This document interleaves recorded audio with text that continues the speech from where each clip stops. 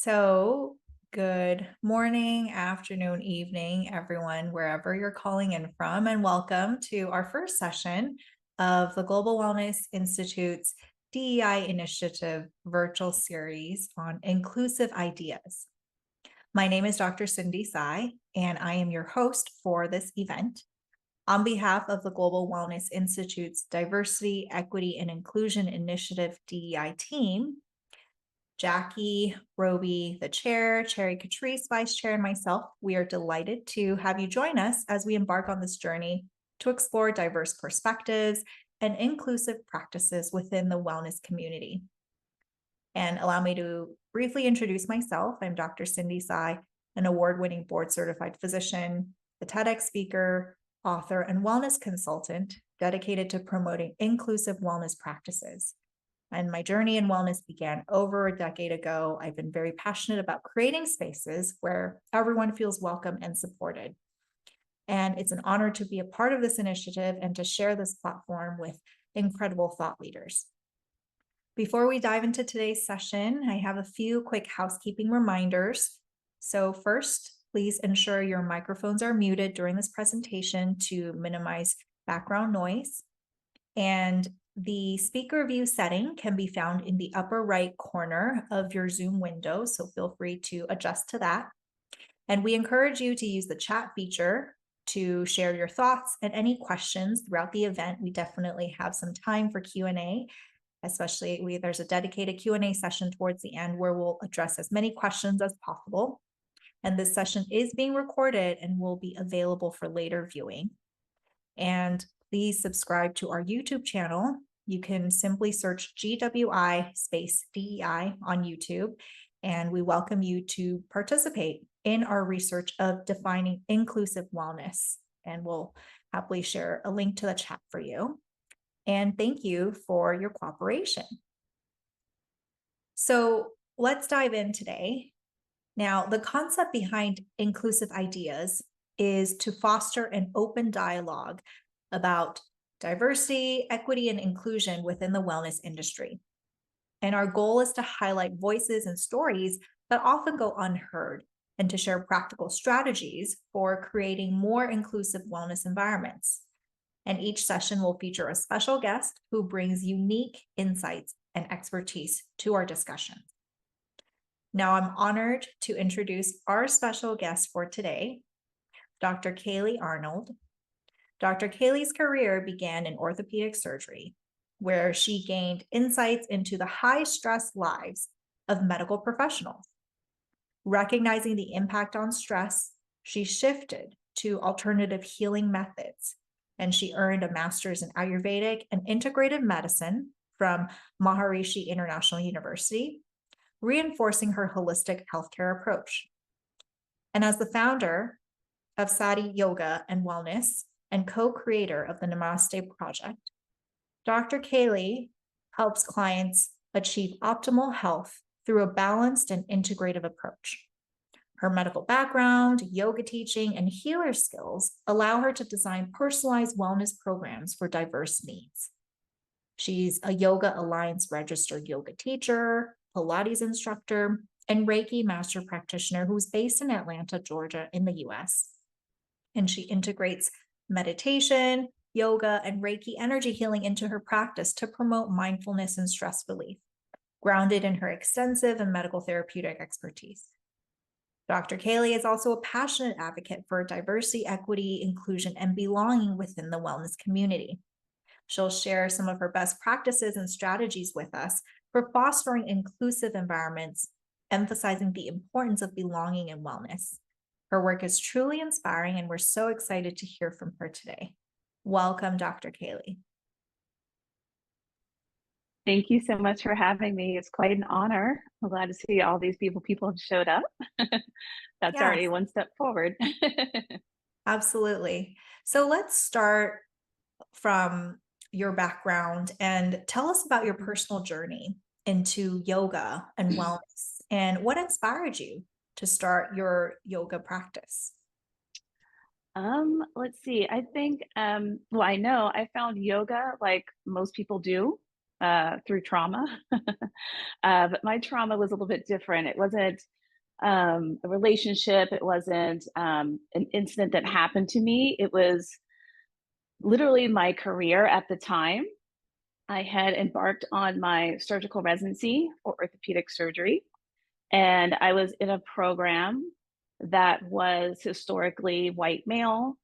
In their entire 50-year history, I think they only had, I was the fourth woman to matriculate through, and I was the very first person of color ever to go through this program.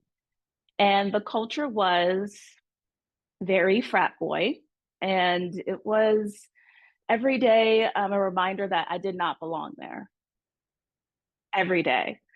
It was coming from my colleagues, residents, it was coming from my mentors, the attendings, it was coming from patients, even nurses. Like at every angle, people were trying to tell me that I didn't belong in this space. And I kept thinking, I don't understand. I had the grades, I had the high board scores, I'm doing all the same things, but culturally, I didn't belong there. And it was a very hostile environment. So imagine being hazed for a fraternity that you don't really want to belong to for 5 years. That's kind of like what it was. On top of the stress of just being a surgical resident, you're getting up, at 5 a.m., you might get home at 10. And when I started, it was before the 80-hour work law. So my intern year, I literally worked about 110 hours a week, and that was normal. My second year, which is actually my first year of orthopedics, is when they instituted the 80 work rule. But our mentors, our advisors, our attendings kind of worked around that. So if I was in surgery late at night, they would have me swipe my card so it looks like I clocked out. Then I would go back and continue to operate till midnight and then be back in the hospital at like 5 a.m. So it was still very stressful. So you have that compiled on all the isms you can experience, racism, sexism, all the isms every day. It was kind of like I was gearing up for war to go to work every single day.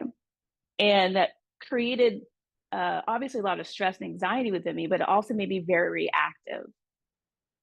I was just very on guard all the time. Just imagine like if you're in fight or flight mode, I was constantly in fight mode. That's my trauma response. It's like I try to give back whatever I'm taking. And it was spilling into my friendships and my relationships with my family because I couldn't turn it off. Right. And then one day, it was my birthday. My friends had me on the rooftop at dinner, and they gave me a birthday card with a gift card to a yoga studio. This is 2005. And I was like, I don't need yoga. Like, I need to box. I need to like punch somebody out. Like, this is not like, I don't want to do yoga. And they were like, you need yoga because you're all up here. You're a crazy person. So I started taking yoga. And initially, I was taking like the power flow classes because as a former elite gymnast and a competitive dancer, I was like, oh, this is great. This is just like gymnastics or dance, And I wasn't really into the mindfulness of yoga. I was just into the physical. And then I took a class by mistake. I never forget, it was a Sunday night, and the teacher had us get all these blankets and bolsters and things. I was like, what are we doing? And we were just on the ground, breathing and stretching. And I was thinking, this is a complete waste of my time. Like, what? I'm so type A, I'm ADD. Like, I could not, I could not stand it. And then I tell all of my yin students this story. She put us in double pigeon or fire log, where you stack your shins, like so, and your hips are in a very extreme external rotation. And my hips don't naturally go that way anyway. Even after 20 years of ballet, my hips are just not naturally turned out. So I'm extremely uncomfortable in this position. Like, I want to fight somebody, like extremely painful. And I tell people, like, I started to feel the heat right in my hips, and the heat started to rise. And then I started getting hot, and I felt palpitations, and I thought I was going to throw up. And I threw up tears, uncontrollable. I could not stop. It was like, as much as I tried, it was like it was coming out even more. Just snot, just everything. It was like like an exorcism. It was crazy.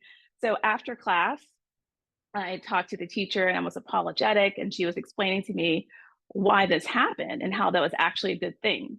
Now that I understand, she was telling me I was storing trauma, I was storing anger, hurt, frustration, shame, guilt, all of these things that I had been suppressing probably all of my life. And then that moment when you open the hips, all of that was coming out. And I was like, whoa, that kind of changed my whole view on yoga at that point. And I started to shift more to those practices because I found out that it was truly healing me and it was truly giving me a tool to sort of cope with what I was dealing with in the hospital. And I tell people all the time that yoga literally saved my life because, I was an angry person, I was reactive, I was in a horrible situation. And I feel like if I had kept going down that road, I wouldn't be here today. I don't know where it would be. So for me, yoga is such a beautiful practice, so much more than the physical. It taught me grace with myself. And then over time, I started to have grace for other people. And the magical thing was that when I started to change, the world around me started to change, which was like so crazy. It was like the world I saw as so hostile became like, oh, I started receiving the energy that I was giving. And to this day, it's so funny. My friends who knew me 20 some years ago, they're like, you're the same Kaylee, but you're so different. Like you're so chill.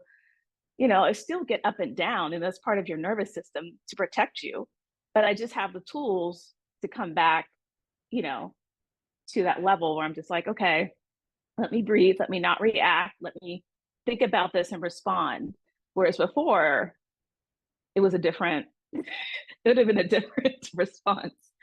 So that was how I got into yoga. Quickly, I went through residency and I actually stayed for a fellowship because I like pain, I guess. And after, and then after that, I moved to Atlanta for private practice. I was in private practice with a big, large group here, and I was with them for 3 years, and I was completely burnt out. And I took a year sabbatical for medicine. And during that year, I got my 600 hours Pilates certification, my bar certification, and I just started teaching, here and there around the city, and I absolutely loved it. Fast forward, I had to go back to medicine, stayed for another 3 years, and then in 2016, I was like, I don't know what I'm going to do in my life, but I can't do this anymore. And so I just sort of had like an eat, love, pray moment in Costa Rica. And I came back and I divorced my husband. I sold my house. I left my practice and just started over. Very drastic, very scary. But I knew that that was the time for me to do it. I was approaching 40 and I was like, if I don't do it now, I'm going to be stuck in this life. So I just have to take this chance. And, you know, I honestly say I get to wake up every day and do something I love with people I enjoy.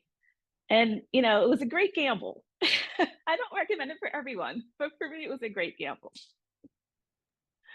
Thank you so much for being open and sharing your journey so vulnerably and with authenticity about, the experience, especially, not being able to feel supported and belonging in various communities, especially in medicine, which, having gone through medical training myself definitely resonates. I know I'm hopeful that and encourage that things are shifting with the community, but definitely I think especially years back.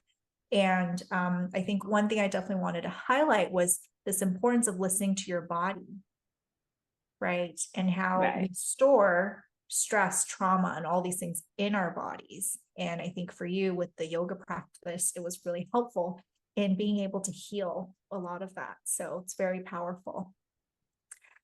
And Yes. and I'd love to hear what are some of the biggest challenges you've faced in making wellness practices more inclusive, and how have you addressed them? I think our biggest challenge, especially here in the South, is getting people past this idea of what mindfulness, meditation, and yoga is. Um, I started another company with a friend of mine. We were trying to bring mindfulness into schools, and we got all this was 2019, and we were getting all this pushback about, oh, we can't do yoga. It's religion. I'm Christian. I don't do any of that stuff. So that's just one, because especially steeped in the Black culture, it's done around church. And so a lot of people have this notion that the two can't go together, right? So we had this, first of all, we circumvented that by just calling it mindfulness, or we're going to do these mindfulness exercises and just call it focusing in the mind, stretching, because if we use those words as triggers, they would turn off to it.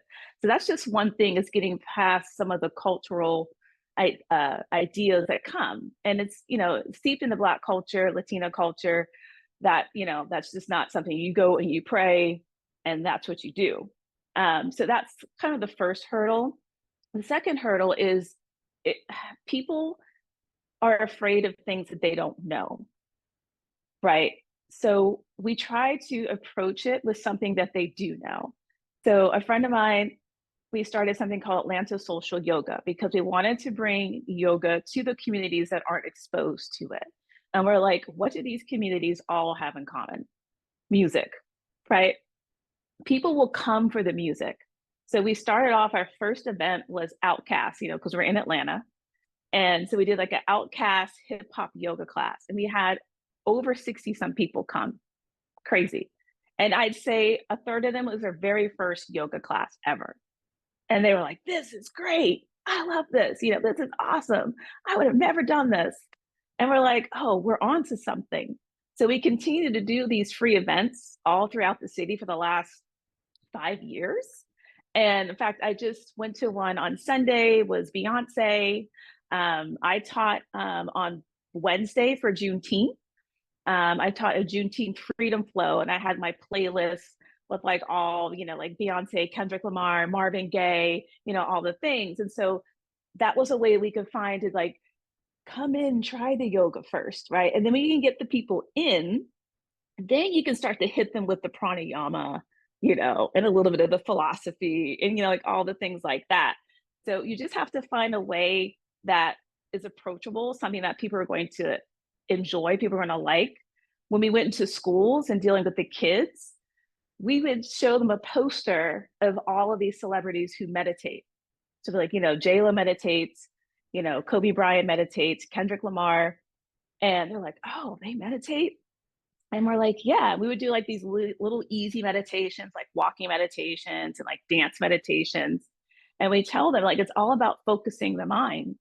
And this is why these people are so amazing at their craft, because they take the time every day to focus and visualize what they want to accomplish, right? So you can be a super athlete, you can be super strong and endurance, but if your mind's not right, you're just not going to have that optimal performance. So that, again, that's just another way of finding a way that we can approach people that they're going to be like, oh, okay, I understand that.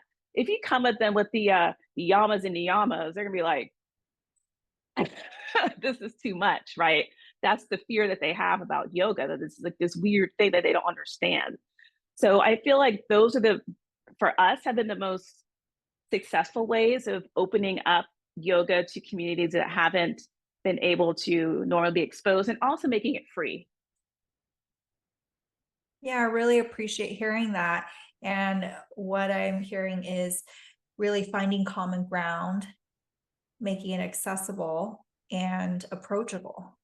And I think bringing in a little bit of what you mentioned earlier about the nervous system and a lot of that, and how we, with things that are new, unfamiliar, it can be scary, and that can be triggering to our nervous system. And so the importance of creating safe spaces, inclusive spaces, meeting people where they are is really important. And so thank you for that. And I'd love to hear maybe a story or an example of how your company, Sati Yoga, has positively impacted an individual or community. Yes. So when I set out to open Sati, it was because the culture of yoga in Atlanta, I don't know about other cities, but the culture in Atlanta had become everything was hot and power, especially after pandemic. I was looking for somewhere to practice and I was like, I don't want hot power yoga. Like, is that all there is? And the people who go to those studios, there's a culture there. I call it the Barbies, the yoga Barbies, right? The girls who are like perfect bodies with the little crop tops and a little hoochie mama shorts. I get it. Like when I was in my 20s and 30s, that was me. But but that intimidates people, so it intimidates them for two reasons. One, it's a hot practice, right? Yoga can already be intense physically for people. And then when you add it to be 90 plus degrees, that's taxing on the body. And again, it triggers the sympathetic system, which we don't want. They're like, oh my God, I'm gonna die. Right. And then they have these dynamic flows, right? And a lot of times the teachers aren't demonstrating, they're just talking, throwing out the poses, walking up and down. And if you don't know what you're doing, you're going to feel lost. And I had a lot of students come to me and say they left yoga studios feeling humiliated and defeated. And I was like, you should never leave yoga feeling that way. So I knew there was a, a need for a non-heated yoga studio, but B, a studio that focused on the most important aspect of yoga, which is the mind-body connection, right? Having practices to help calm the nervous system. So initially, I was going to make Sati just all restorative and yin yoga because those are my yummies. But then I decided people still want a physical practice, but it doesn't have to be very intense. So we do have vinyasa.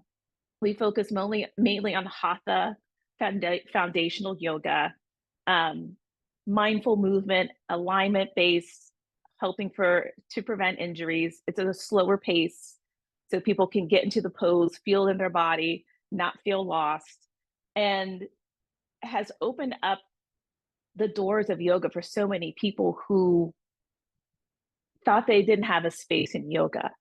So I can tell you my founding members who started with me the very first week I opened are still with me today for that reason.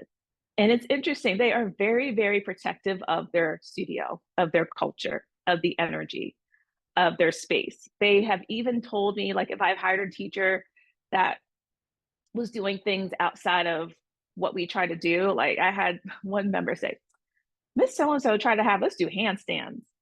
We don't do handstands at Sati. And I said, okay, all right, I'll just have a talk with her. So they're very protective because it's a safe space for them to be able to do yoga for their bodies, not worry about competition, not worry about being a certain size or a certain age or having a certain ability. And they love that space because they haven't been able to feel comfortable anywhere else in the city. And I've had so many people come up to me and just say, I'm just so grateful you created this space. You know, I didn't think I could do yoga. And I was like, I come here 5 days a week. I didn't know that laying on a bolster and breathing was yoga. I'm like, yes, that's yoga, just as much as standing on your head, right? Like you don't have to do all that to practice yoga. So I've been able to cultivate this whole community of people. I call it the yoga studio for non-yogis. It's like, you know what I mean? You don't have to be a yogi to do yoga, right? And so we do a lot of classes that are also kind of fun. Again, taking what I did from Atlanta Social Yoga. So like a Wednesday night, I call it my wind down night. It's probably my most popular class. We do half yin, half restorative, and then we sit on the sofa behind me and have community. You can drink wine, sparkling water, or tea, and we just sit around and talk, and the members get to know one another. Friday is happy hour beer and flow, and we form teams. Like there's a group that comes on Thursday nights. They do yoga and then they do trivia together. There's a Saturday brunch crew. We've done movie nights together. It's just, we do barbecues. Two of our members just got married on Saturday.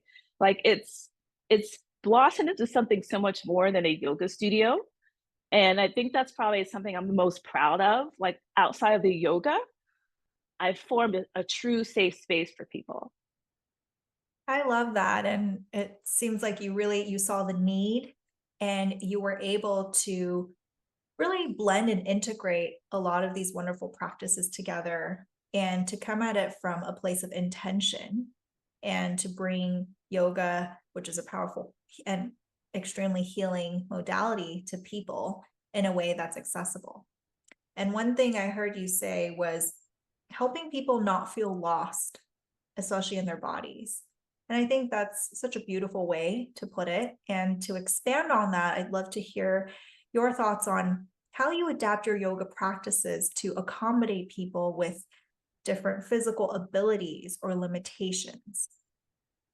I think it's just like with anyone who's like a therapist, you have to meet people where they are, right?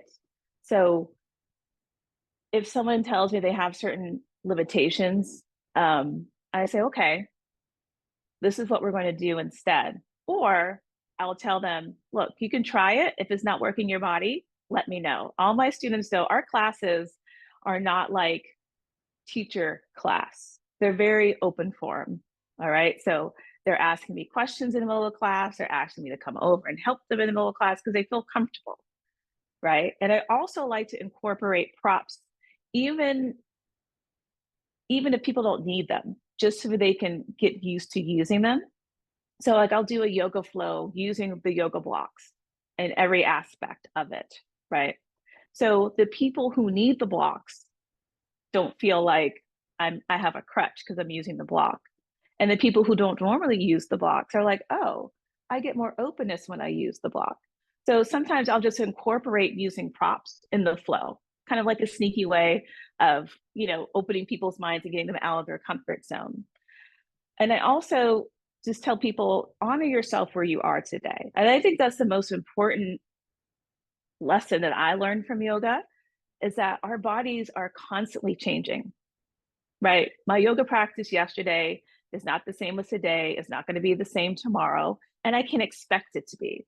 Like, that's just not how it is. So I always tell people, honor where you are today and understand that that is enough. You're not going to get a gold medal because you stuck your balance pose today, right? You're not going to get more benefit out of your yoga practice if you do a full split. You're still going to feel good about your practice. Like, that's not what it's about. So I think that's the biggest thing I try to explain to my students of where the benefit is. It's in the journey of your practice. Even if you're trying to get to a quote peak pose, which we don't really do in our studio, but it's really the work is all the work that you're doing, opening up the chest and the shoulders or strengthening your core. The work is where you're getting the benefit. When you get to the pose, there's really no benefit there. You're just like, I'm at the pose. Okay, great. But it was everything you did before that that was your learning. That was your growth. So that's something I just really try to emphasize, and all of my teachers as well. But it's really not about, the end. It's about your journey going there. And if you need extra blocks on your journey, if you need a strap on your journey, take it with you, right? That's part of the practice. That's part of having grace for yourself. Absolutely. And I think it's so important to give yourself permission to be where you are, right? And to make it your own. Right.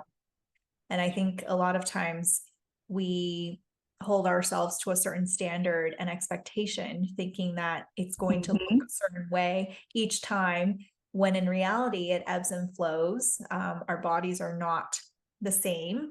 And also in different seasons of life, our needs change and shift as well. So I think it's really important to be able to hear that and honor it. So that was very, very helpful.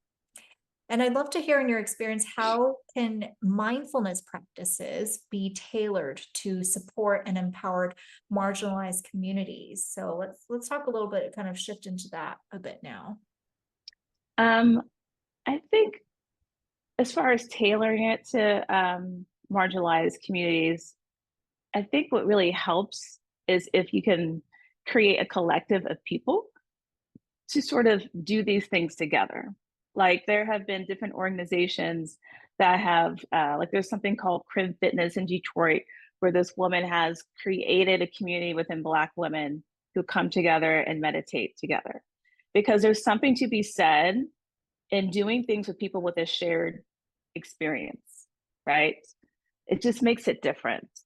Also, finding meditations that sort of address generational trauma, right? So that's something that, we all experience to some level, but when you come from a lineage of oppressed people, that trauma is a little bit different, right? So guiding meditations, honoring those, the trauma that has been passed on to you, I have found to be very powerful with people. And also, I think we can tailor more of these practices if we have more representation in the community.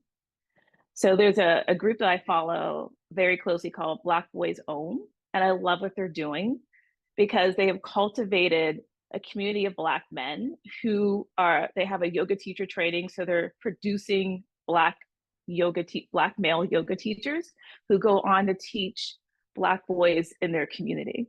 And I'm like, that's so perfect because I feel like even if you are, open and accepting, it's just something different about seeing someone who looks like you doing these practices. So I think as we can continue to bring more opportunities and create these collectives and having space, like I'm working on my teacher training right now, and I fully plan to have a scholarship to BIPOC members.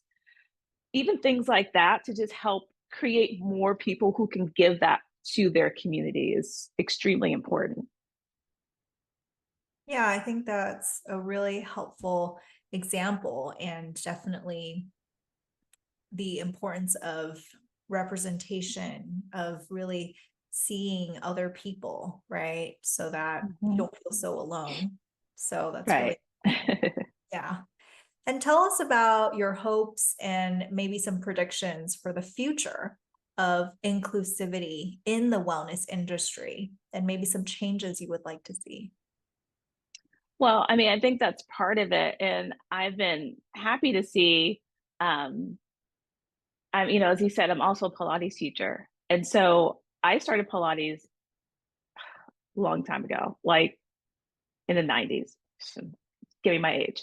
But when I moved to Atlanta, I would take Pilates classes and be the only person of color in the entire class, right? And then I went on to do my training. Of course, I was one of four teachers in Atlanta, chocolate city, right? And and when the clients that I had were not Black or Latino or anything, like so, the Pilates culture was very exclusive. But even now, like if you look on Instagram, there's all of these beautiful BIPOC women who are Pilates trainers and are doing this whole movement. And I kind of wish, like, I'm a little like, man, I just missed my time because when I was coming up, there was no really platform for us and people didn't really see us coming up. But now, they're able to make themselves so visible. And there's a girl who I worked with who just opened up her own first Black owned Pilates studio here in Atlanta. And so you're starting to see that. Even last summer, I was at the Dirty South Yoga Fest, which is here in Atlanta. I've been going there for the last 6 years. And my friend and I were like, this is the most people of color I've ever seen at the Dirty South Yoga Fest. And not just people of color, but men, which was fascinating. So I'm already starting to see a trend of things moving, if you want to say, in a more diverse direction. And I think it is because of whether you like it or not, people are seeing it in social media. People are seeing Black men, Black women, Asian women, Asian men doing these practices on this platform. And they're like, oh, okay, I didn't know. So now they're getting into it. I can't tell you how many people have been asked, how many people of color have been asking me about my yoga teacher training. And I'm just so excited, right? People are wanting to do this now. Before they didn't see themselves in this space, and now they are starting to see themselves in this space, which again, I think is so key, you know, you're not gonna go into something where you don't see yourself in. Absolutely. And I think it's so important for people to take initiative, and then for people who have the experience and expertise to be the leaders and to be at the forefront to pave the way for others as well. So that's really amazing. And would love to hear, we're getting close to the end, and would love to hear some of your personal wellness practices that help you stay grounded and inspired in your work. Um, well, my morning routine, because I do practice Ayurveda as well. So typically I get up in the morning, first thing I do is meditate because it's the only time, right? Once the day goes, I don't have that time.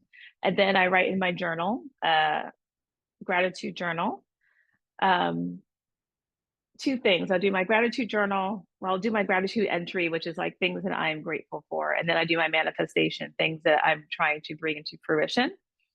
And then I do my typical Ayurveda things. I scrape my tongue, I do Yoga, all of those things. I have my matcha with my puppy in my bed. So my morning process is like my time. And so I think because when I was in medicine, I didn't have any control over my schedule, especially if you're a surgeon on call, like you never know what's going to happen. I would go to work and not know when I was coming home at night because, I might get a consult or whatever. So now part of being your business owner is I can create my own schedule. So I don't schedule anything before 10. Okay. So I don't have to be anywhere. I don't have to do anything before 10. And that is obviously a luxury that I have, but it's something I created for myself after 40 plus years. So that's just what I do. So my morning is my time, right? So I do all of my things that keep me grounded in the morning. Honestly, they met my puppy. My puppy, I can't tell you how life-changing having a dog is. It's very grounding, especially if you're Pitta. They are very grounding. They make you just not be so serious about yourself and just feel that unconditional love. I feel like that's just very healing to have pets. And then I have my own yoga practice. I try to practice at least twice a week, which is a lot for me because I'm always teaching. And I also practice Pilates on myself once a week. And I do weights twice a week. I spend a lot of time with my partner. We like to play tennis together, which is always grounding. We pretty much do everything together. It's a lot of fun. And also time with my friends. I'm very much into the wine culture. So we do probably every other week a nice like girlfriend wine tasting somewhere and just kind of catch up. But I feel like because I'm in this space, even teaching my yoga classes is healing, you know, doing Reiki, even it benefits the practitioner as much as it does the client. So I'm very blessed in that the things that I do are also very healing for myself. Yeah, I love that. And I think a lot of healers can attest to that, where, part of what drew us to various modalities probably was partially because it helped us so much personally. And Yeah.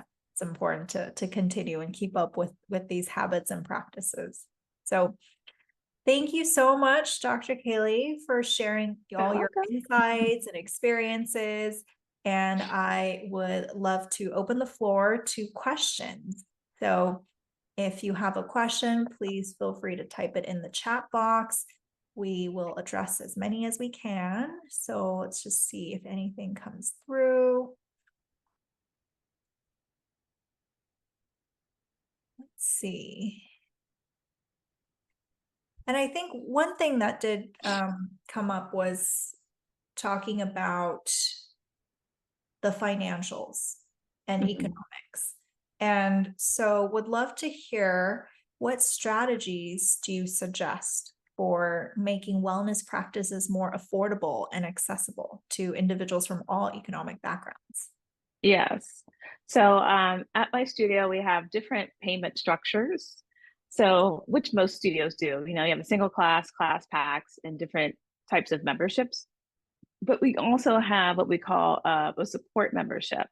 So and we don't have a number listed on the website. We just say, if you would like to be part of the community and you just feel like it's financially not working for you, just email us and let's see what we can do.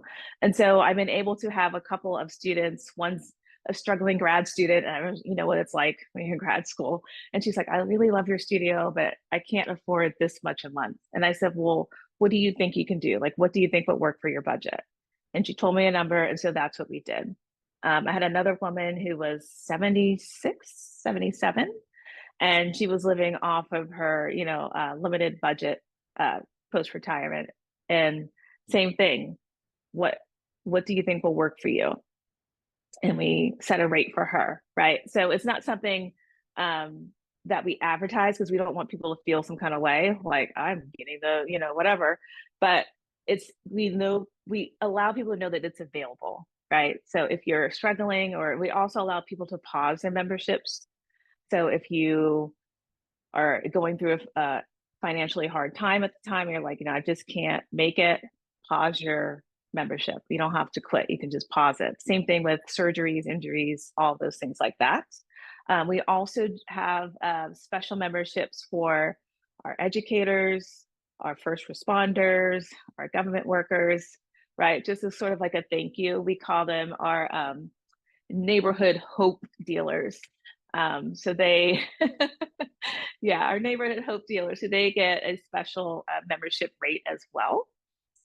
And then lastly, like I said, we just try to go out into the community. We probably do at least one free event a month, just to make, just a exposure for the studio, but also make things accessible. Like, oh, I can go to this. And some people just will do that for a while. We have some people who we call them our once a month members. Like, we see them every month at that event, and that's fine, right? They're getting their however they can, right? So those are just some ideas or some things that we've been able to do at the studio. Yeah, I really appreciate that. And I think it's really about having options. It's meeting people where they are, and knowing that it's a process, right? And there's no one Yeah. way to do it. So, yeah. Mm-mm. Well, Mm-mm. thank you everyone for your thoughtful questions, the participation, and a really special thank you to Dr. Kaylee Arnold for your valuable contributions and shares today. And we hope that you will found this session insightful and inspiring. And please remember that our journey towards inclusive wellness is ongoing, it's evolving, and every step we take makes a difference. So please stay tuned for our next session of Inclusive Ideas. Don't forget to subscribe to our YouTube channel and participate in our video research series. Hope everyone has a wonderful day wherever you're at, and we'll see you next time. Thank you so much. Yeah. Thank you.